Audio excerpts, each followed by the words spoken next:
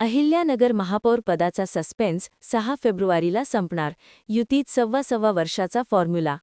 अहिल्यानगर महापालिकेच्या महापौर व उपमहापौर पदावरून सध्या राजकीय वातावरण चांगलेच तापले आहे. युतीत महापौरपद कोणाच्या गळ्यात पडणार याबाबत उत्सुकता शिगेला पोहोचली असून हा सस्पेन्स येत्या 6 फेब्रुवारी रोजी खुलासा होणार असल्याची चर्चा आहे.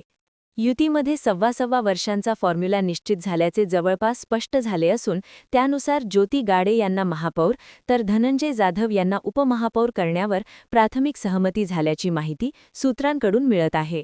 महापौर व उपमहापौर पदाचा अंतिम निर्णय घेण्यासाठी पालकमंत्री राधाकृष्ण विखे पाटील यांच्या उपस्थितीत तारापूर येथील विस्टार हॉटेलमध्ये युतीतील सर्व नगरसेवकांची महत्त्वपूर्ण बैठक पार पडली.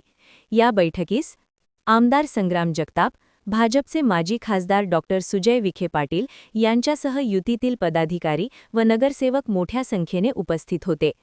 या बैठकीत सत्तावाटप, पदांची समीकरणे आणि शहराच्या विकासाच्या दृष्टीने पुढील रणनीतीवर सविस्तर चर्चा करण्यात आली. मात्र अंतिम निर्णयावर अधिकृत शिक्कामोर्तब 6 फेब्रुवारी रोजी होणार असल्याने तोपर्यंत अहिल्यानगरच्या राजकारणात सस्पेन्स कायम राहणार आहे.